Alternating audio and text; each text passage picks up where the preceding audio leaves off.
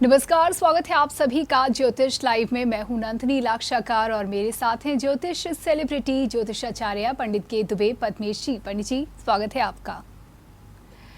तो दर्शकों, जैसा कि इस कार्यक्रम में हम बात करते हैं आगामी पर्व और त्योहार को लेकर के और क्या कुछ इस वक्त ग्रह और नक्षत्रों की चाल है और उसका क्या कुछ हम पर प्रभाव पड़ेगा। और अगर इन दिनों की बात की जाए तो जैसे कि हम सभी जानते हैं कि पितृपक्ष का हिंदू धर्म में विशेष महत्व माना जाता है, जिसकी शुरुआत 11 सितंबर से हो चुकी है। वहीं 25 सितंबर को पितृ विसर्जन का मौका है, एक ऐसा खास दिन जिस दिन पितृ विसर्जन किया जाता है। और पंडित जी से आज हम इसी पर चर्चा करेंगे और ज्यादा से ज्यादा जानकारी इसके बारे में जुटाएंगे। पंडित जी, जैसे कि सबसे पहले हमने अपने दर्शकों को बता दिया है कि आज हम किस विषय पर बात करने वाले हैं। हम आपसे जानना चाहते हैं कि आखिर पितृ विसर्जन का महत्व क्या है। भारतीय संस्कृति में पर्व और त्योहारों का विशेष महत्व है जी। जहां एक ओर जीवन को उल्लास देते हैं, वहीं दूसरी ओर आत्मविश्वास और डिप्रेशन पर नियंत्रण करते हैं। आपके मन में तमाम प्रकार का भय होता है, वो भय से मुक्त करते हैं। कई बार आपके दिमाग में आ जाता है, कहीं ऐसा तो नहीं है किसी ने हमारे ऊपर टोना कर दिया हो, टुटका कर दिया हो, कोई भूत प्रेत का प्रभाव हो, किसी प्रकार की छाया का प्रभाव हो। मैं लगभग 1966 से ज्योतिष का कार्य कर रहा हूं जी। न जाने कितने लोग, कितने पुरुष महिलाएं इस तरह के संकट से गुजरे। क्यों? अज्ञानतावश।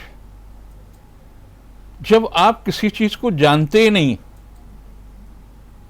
तो उस पर आपको टीका टिप्पणी करने का अधिकार नहीं।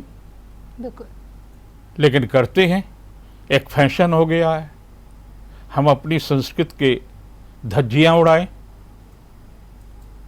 एक वर्ग का हमेशा से इस तरह का रहा। कानपुर में एक ऐसे नेता थे जो बहुत सारे चीजों की मखौल उड़ाते थे, हमारे भी मिलने वाले थे। उनकी माता जी का निधन हुआ। मैं भी गया घाट पर, तो पूरी तरह से उन्होंने दाह संस्कार पूरी तरह से परंपरा के अनुसार किया। तो उन्होंने कहा, हमने पंडित जी, आप तो सब इन सब चीज़ों को आडंबर मानते हैं। उनके पास कोई प्रश्न नहीं था। उनका जवाब था कि मृतक को मेरी माँ तो मानती थी, इसलिए मैंने उनकी इच्छा के अनुसार किया जी। लेकिन किया तो आपने। बिल्कुल जी। कहीं न कहीं तो भय था, कहीं न कहीं तो श्रद्धा थी। तो श्रद्धा और भय दोनों ही काम करते हैं। ऐसा नहीं है कि केवल श्रद्धा ही काम करती है या भय नहीं काम करता, तो दोनों ही काम करते हैं। शासक का भय होता है, आप तमाम सारे गलत कार्य नहीं करते। बिल्कुल। तो इस प्रकार से जो पितर हैं हमारे, उनका एक अपना अस्तित्व है। और मुझे एक घटना याद है कि कुछ दिन में सन्यासी था, ज्योतिषी होने से पहले मेरी माँ ने मुझे वहाँ से मुक्त करा करके उस अच्छे से जीवन से, आध्यात्मिक जीवन से एक बंधन में बांध दिया जी। तो तमाम जगह जाना होता था, तमाम जगह गया हुआ था। एक दिन एक व्यक्ति मिला, रोका उसने, मैं रुक गया। बस ठीक ठाक था।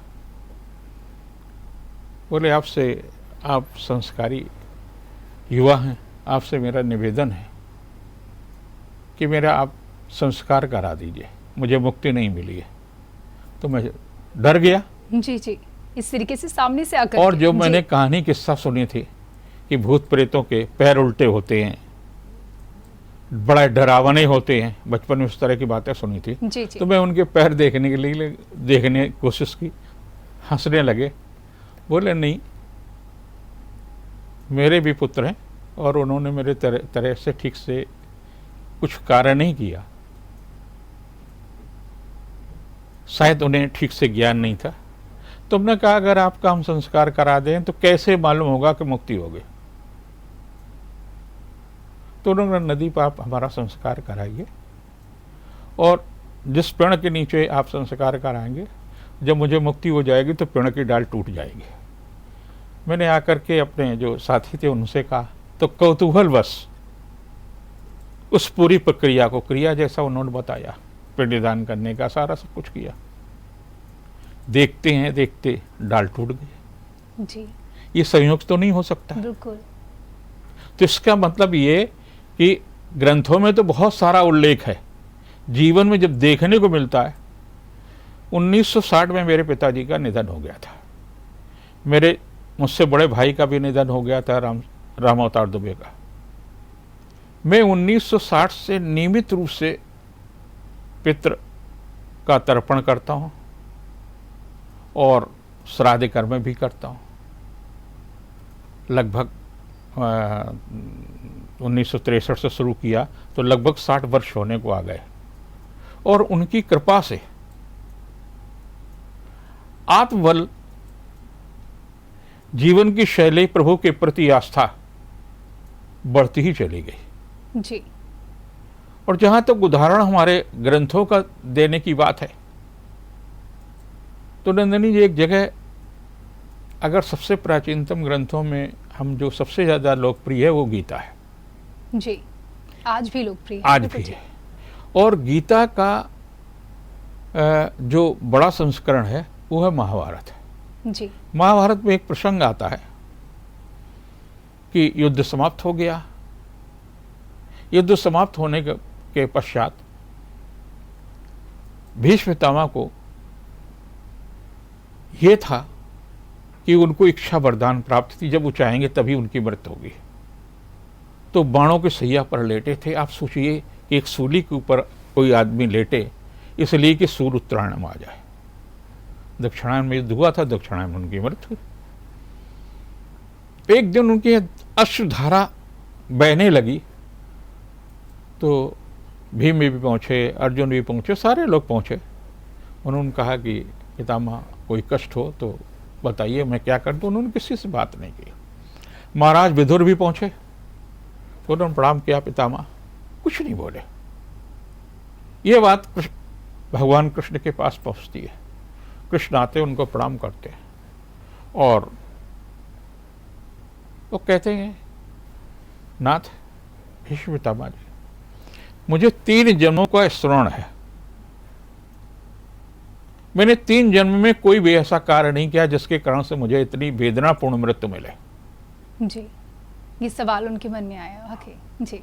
तो उन्होंने, भगवान कृष्ण ने, कर्मयोगी कृष्ण ने, जिस रूप में भी कृष्ण को आप मानते हो, योगी कृष्ण को, उन्होंने के मस्तिष्क पर हाथ रखा तो उनको चलचित्र दिखने लगा। और पिछले एक जन्म में उनको दिखाई दिया कि वो रथ से जा रहे हैं, घोड़ा खुद ही हाँक रहे हैं, मतलब उसको चला रहे हैं। सामने नाग नागिन का जोड़ा कलरव कर रहे हैं, रास्ता नहीं दे रहे। इन्होंने बहुत कोशिश की, नागिन हट जाती है और उन्होंने बाण से नाग को डराने के लिए बाण चलाया तो बाण बबूल के पेड़ में जाकर के बाण से नाग पहुंचा, जिससे उसमें कांटे चुभ गए और से टप टप टप टप करके खून गिर रहा है। तो ये पूर्व जन्म का, पुनर्जन्म का उदाहरण है। आज भी हम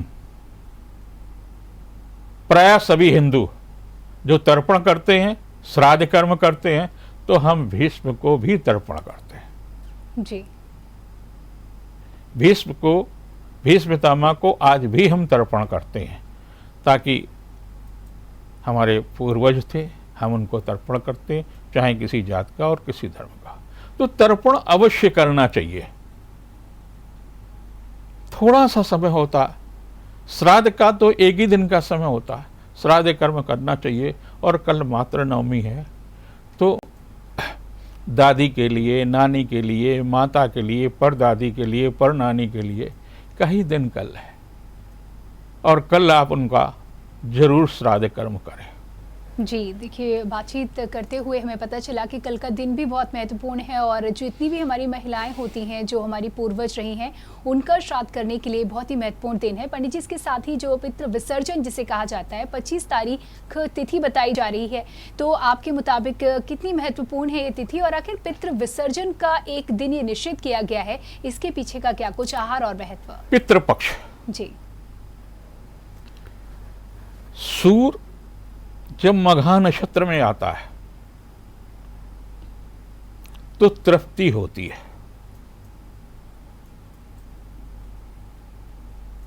और मघा नक्षत्र के पास से ही पितृ पक्ष प्रारंभ होता है, यानी तृप्ति का पक्ष प्रारंभ होता है। जी। आमतौर से ये कहा जाता है, गांवों में भी कहा जाता है, शहरों में तो बहुत सारे समीकरण भारतीय संस्कृत से दूर होते चले गए हैं। वहां कहा जाता है कि मघा के वर्षे धरती तृप्त होती है, जी। और माता के परसे पुत्र तृप्त होता है, जी। और तर्पण से के तर्पण करने से पितृ तृप्त होते हैं। ये एक, और मघा जब आता है तो निश्चित रूप से पानी बरसता है। ऐसा नहीं होता कि पानी न बरसे मघा में। मघा में पानी जरूर बरसेगा। जब सूखा भी पड़ा होगा तब भी मघा के नक्षत्रों में, मघा केतु के नक्षत्र में होता है। चंद्रमा जब राहु के नक्षत्र में होता है तो कहीं न कहीं वर्षा होती है, चाहे किसी भी महीने में हो, कहीं भी हो, चाहे एक बूंद ही बूंदाबांदी ही हो, लेकिन होती है। ऐसे सूर्य जब केतु के नक्षत्र में होता है तो पानी कहीं न कहीं जरूर बरसता है। जी। तो ये 15 दिन का होता है। तो 15 दिन का जो है धरती के नज़दीक हमारा पितृपक्ष आ जाता है। जब हमारा पितृपक्ष धरती के नज़दीक आ जाता है तो पितरों को आशा होती है कि हमारे बच्चे, हमारे परिवार के लोग हमको तर्पण करेंगे, और जब हम तर्पण करेंगे हमारी तृप्ति होगी। कई प्रश्न उठते हैं, अगर आपके पुत्र नहीं है, बिल्कुल, आपका नहीं पुत्र, जी, क्या किया जाए? तो आपका भतीजा तर्पण कर सकता है, आपके लड़की का लड़का तर्पण कर सकता है। अगर वो भी नहीं तर्पण करना चाहते तो आपने अगर जिंदगी में फलदार वृक्ष लगाए हैं जिनमें फल लगते हैं, तो इन नक्षत्र में सूर्य जब मघा नक्षत्र में होता है और उस पर जल की वर्षा होती है और उससे पानी झरझर झर करके जमीन पर गिरता है, तो आपके तर्पण का कार्य करता है। इसलिए फलदार वृक्ष जरूर लगाएं। बिल्कुल। और अगर जी नंदिनी जी, जी जी, हमारे ऋषि नहीं होते तो मनुष्य जानवर हो जाता, न धरती पर पशु पक्षी होते, सब खा जाती है। तो उन्होंने उनको बचाने के लिए क्या किया? गाय हमारी माता है, हमने सर्व का भी पूजन किया। नाग पंचमी में हम सर्व का पूजन करते हैं, नीलकंठ का पूजन करते हैं, हम घर में तोते को पालते हैं, हमने गणेश जी का वाहन चूहा को बनाया, मोर को हमने जो है वाहन बनाया है। तो इस प्रकार से भगवान विष्णु का गरुड़ बनाया है। तो हमने जो पशु पक्षियों की रक्षा आज हो रही है, कल बड़ा अच्छा काम किया है। 17 तारीख को माननीय प्रधानमंत्री जी ने, चीतों की संख्या कम हो रही थी, चीतों के वंश की वृद्धि करने के लिए जो उन्होंने एक कार्य किया है। वैसे भी आज दुर्गा प्रसाद विद्या निकेतन में जब योग का कार्यक्रम चल रहा था तो मैंने कहा था, योग का परिचय बहुत पहले एक नरेंद्र ने शिकागो में कराया था, और योग को स्थापित वर्तमान नरेंद्र ने किया। जी। यानी नरेंद्र विवेकानंद से जानेंगे, और दूसरे नंद जिन्होंने परिचय कराया वो नरेंद्र मोदी ने। कल भी उन्होंने प्रकट का 72वें वर्ष में उनको कोट कोट जन्मदिन की बधाई, और उन्होंने एक बड़ा पुनीत कार्य किया। पशु पक्षियों को, वृक्षों को, नदियों को हमारे ऋषि मुनियों के करों से आज सुरक्षित है। उनकी दूरदृष्टि थी कि मनुष्य इतना, जाने कितने देशों के अंदर लोग पता नहीं क्या क्या खाते हैं। मैं भी तमाम सारे देशों में गया हूँ तो देखा, लेकिन कुछ देश ऐसे हैं जो मुझे बहुत अच्छे से लगे। एक देश में मैं गया जहाँ पर चौराहे पर गाय की मूर्ति होती है, वहाँ की एक रेलवे स्टेशन पर रेलवे की घंटी न बज करके गाय की आवाज़ में आवाज़ आती है। तो लोगों का रुझान प्रकृति की ओर बढ़ रहा, और जब तक आप प्रकृति के नज़दीक रहेंगे तब आप ईश्वर के नज़दीक होंगे, आत्मविश्वास बढ़ेगा। बिल्कुल।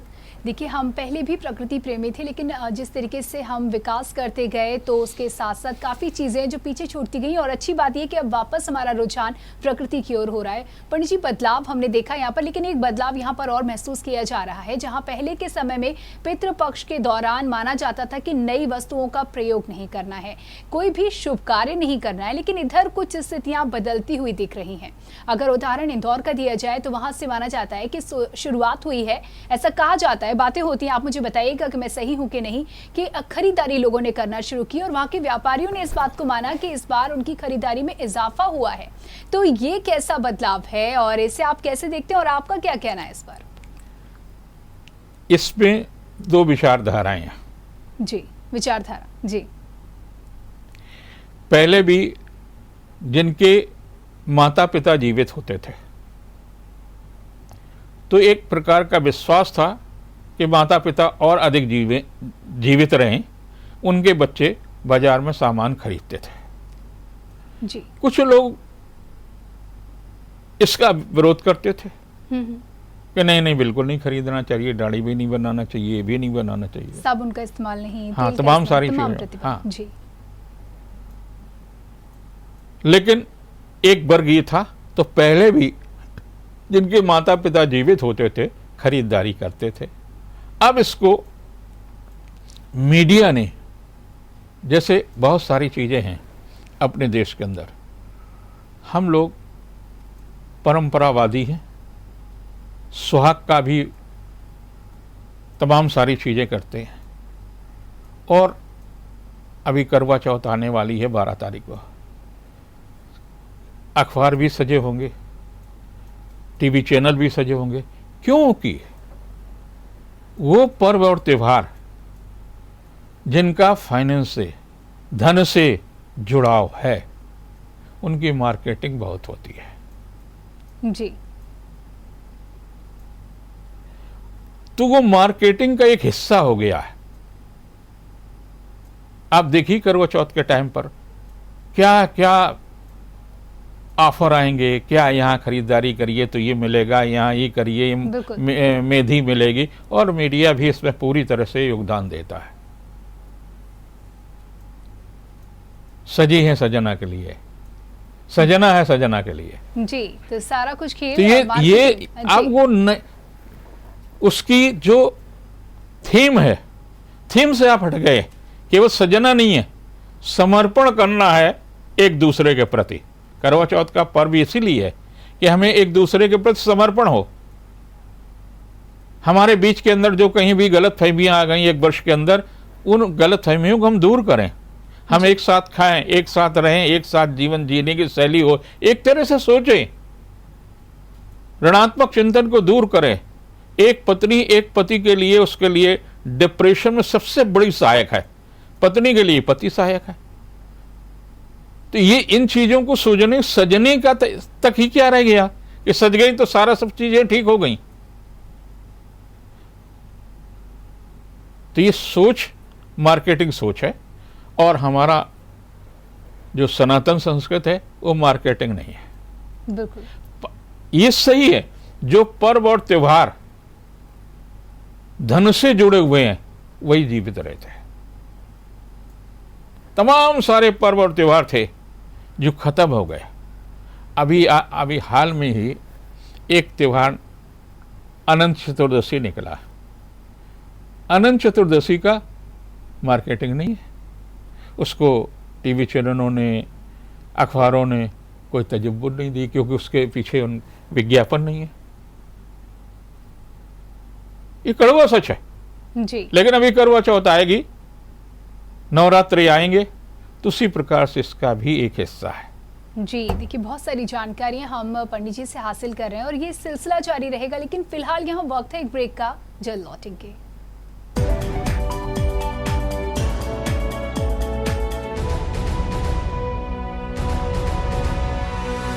बनेंगी फटाफट। आज ही घर ले जाएं प्रभाकर कचौरी मसाले और बढ़ाएं अपने किचन की शान। प्रभाकर कचौरी मसाले के साथ जिसके कड़कड़ में दिखे शुद्धता की पहचान। हमारे अन्य प्रसिद्ध उत्पाद भरवा सब्जी मसाला, अचारी आलू मसाला, काला नमक पिसा, सेंधा नमक शुद्ध, जलजीरा मसाला, बुकनू हाजमे। आपके स्वास्थ्य के सजग प्रहरी प्रभाकर मसाले। 36 वर्षों से आपकी सेवा में तत्पर विश्व के बड़े फर्नीचर उत्पादकों में से एक दामरो फर्नीचर, जहां आपको मिलती है उच्च गुणवत्ता के फर्नीचर के सभी प्रकार की वैरायटी और आधुनिक रेंज। दामरो फर्नीचर की स्पेशल रेंज में शामिल है bedroom set, mattresses, sofa set, dining set, office set और ऑफिस चेयर के अलावा सभी प्रकार के फर्नीचर उपलब्ध। हमारे यहाँ सभी प्रकार के फर्नीचर पर आपको मिलती है फाइनेंस की सुविधा और फ्री डिलीवरी के साथ ही फ्री असेंबलिंग भी। बेहतर क्वालिटी और कम दाम ने दामरो फर्नीचर को दिलाया है बेहतर मुकाम। शोरूम के उद्घाटन के अवसर पर पाइए आकर्षक छूट। शोरूम का पता है Acharya Nagar, GT road, near by Gunjan talkies, Kanpur. सिर दर्द से फट जाएगा, अजूबी लो। सर दर्द, बदन दर्द, दांत दर्द, जुकाम, अजूबी से आराम। अजूबी। कब्ज, गैस, पेट का भारीपन दूर करे। टेक्नोफार्म की कैस्टोफिन टैबलेट व चूर्ण कब्ज भगाए। कैस्टोफिन टैबलेट व चूर्ण कैस्टोफिन। यूपी में ब्राइडल क्वालिटी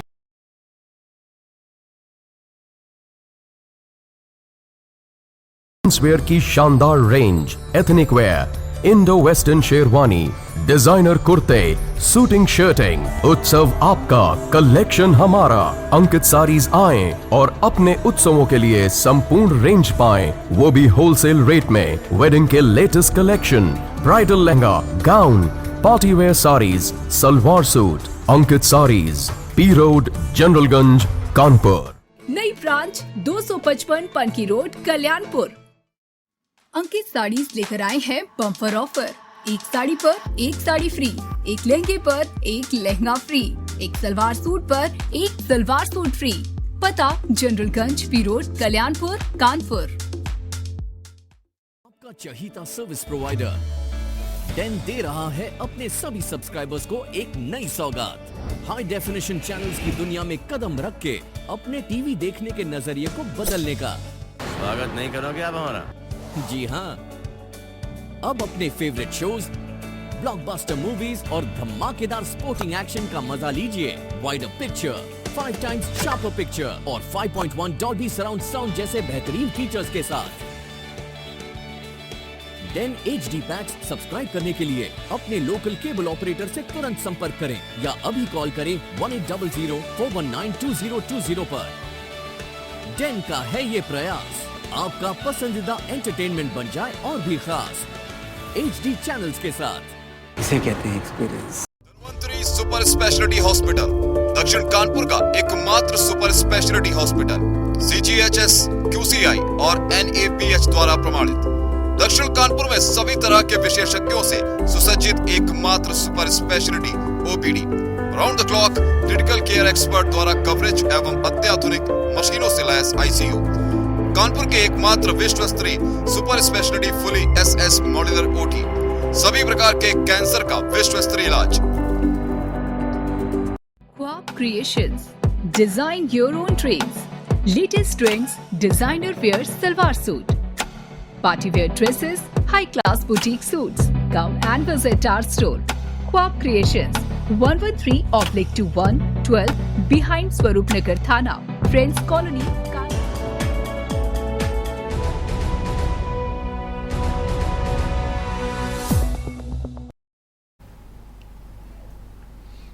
ब्रेक के बाद आप सभी का एक बार फिर से स्वागत है। ज्योतिष लाइव देख रहे हैं आप, और आज हम बात कर रहे हैं पितृ विसर्जन पे और किस तरीके से आखिर पितरों को हम प्रसन्न करें। कहा जाता है कि पितृ विसर्जन बड़ी ही धूमधाम से करना चाहिए।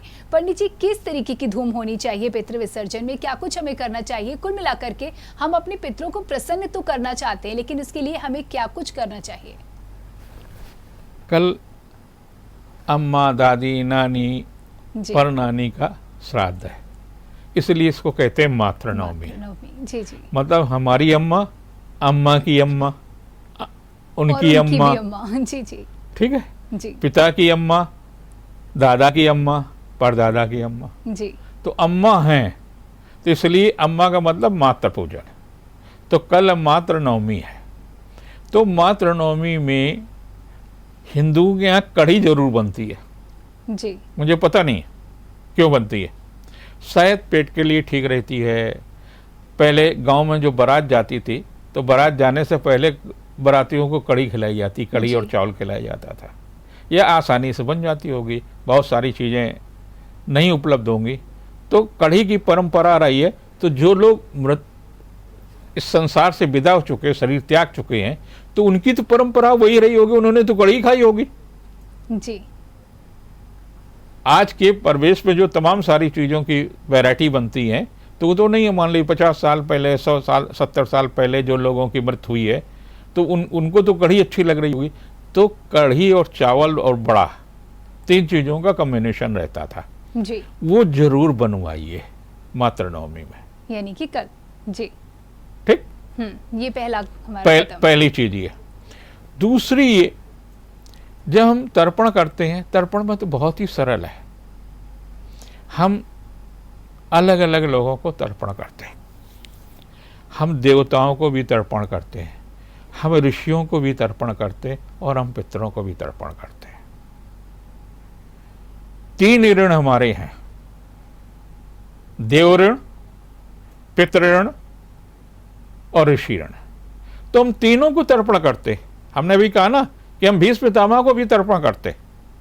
तो जब श्राद्ध कर्म होता है, तो श्राद्ध कर्म में पहले हम गणेश गौरी के पूजन करते हैं। अब तमाम लोगों के प्रश्न आता है कि गणेश के साथ में गौरी क्यों? गौरी तो उनकी मां है जी। लेकिन गणेश और गौरी की ही पूजन होती है। शक्ति का प्रतीक गौरी है, और विघ्नों का नाश करने वाले गणेश जी हैं। तो ताकि हमारे पूजन में किसी प्रकार का विघ्न न हो, हमें भय न उत्पन्न हो, तो हम सबसे पहले गणेश और गौरी का ही पूजन करते हैं। आप भी करिए, आप भय मुक्त होंगे, विघ्न मुक्त होंगे। फिर उसके बाद में हम किसी को आप आमंत्रित करेंगे, आह्वान करेंगे, तो आह्वान करने के लिए कुस्सा का उपयोग किया जाता है। हम 3 पत्ते बरगद के 2 पत्ते बरगद के इधर रखते हैं, और तीसरा पत्ता पूर्व की ओर रखते हैं। मतलब 2 दक्षिण की दिशा में रखते हैं, 1 पूर्व की दिशा में रखते हैं। पूर्व की दिशा में हमारे देवता आते हैं, विश्वान देव, यानी भगवान विष्णु से लेकर के हम वर्तमान तक के सभी देवताओं का आह्वान करते हैं जी। इस पर हम कुसा के माध्यम से तीनों पर कुसा बांध देते, गांठी बांध करके कुसा को आमंत्रित करते हो। देवों को हम आमंत्रित, पितरों पहले हम देवों को आह्वान करते, देवों को बुलाते। आह्वान का मतलब बुलाना, और उनको हम फिर स्थापित करते हैं।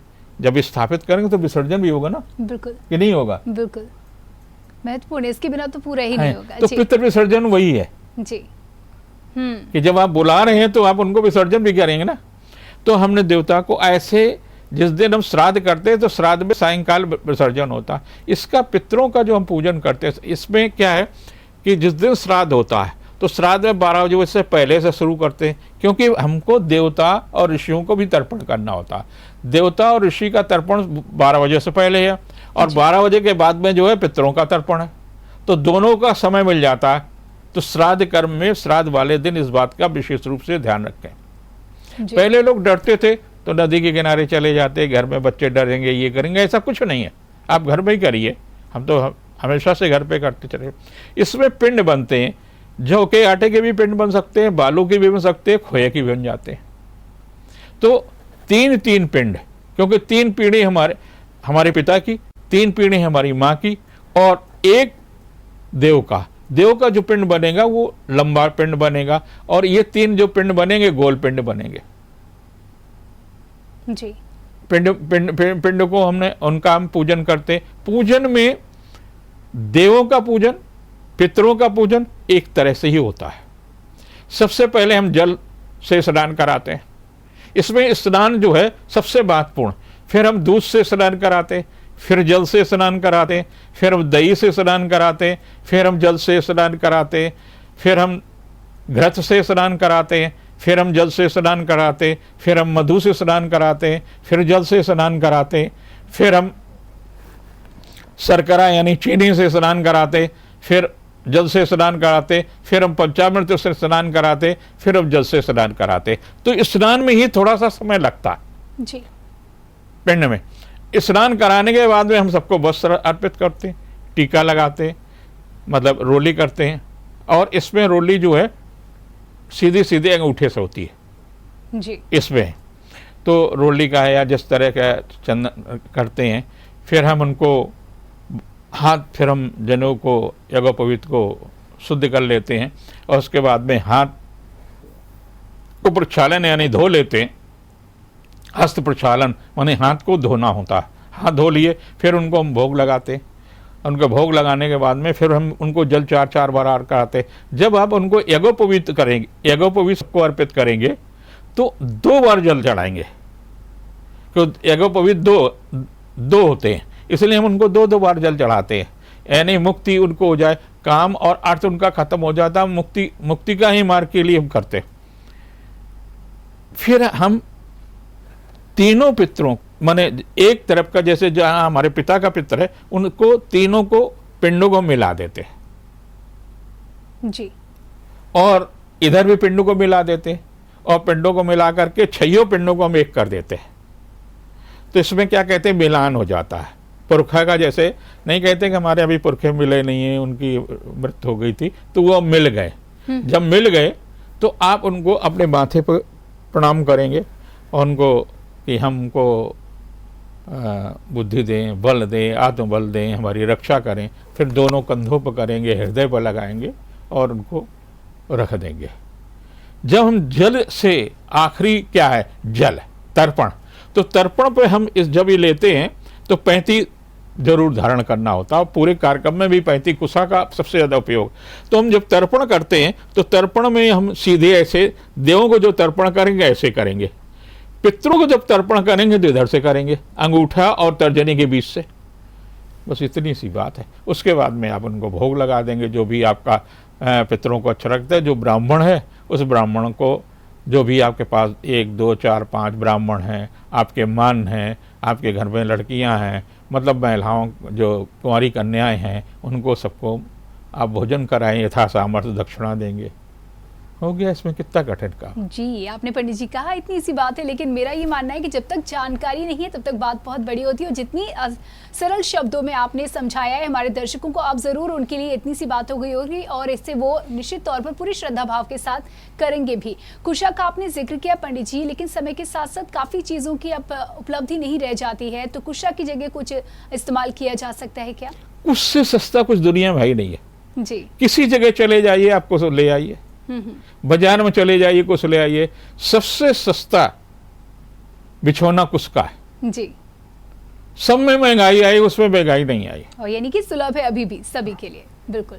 लेकिन समय के साथ साथ जिस तरीके से काफी चीजें बदलती जा रही है पंडित जी, अब उतने नियम, उतने संयम का पालन लोग नहीं करते हैं, तो चलते चलते ऐसे स्थिति में क्या कुछ आपकी ओर से संदेश? आप अपना कल्याण चाहते हैं,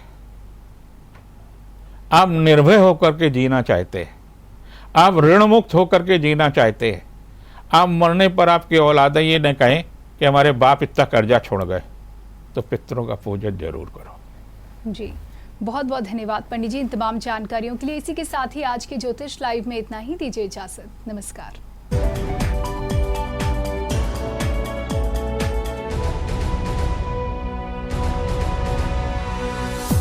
बनेंगी फटाफट। आज ही घर ले जाएं प्रभाकर कचौरी मसाले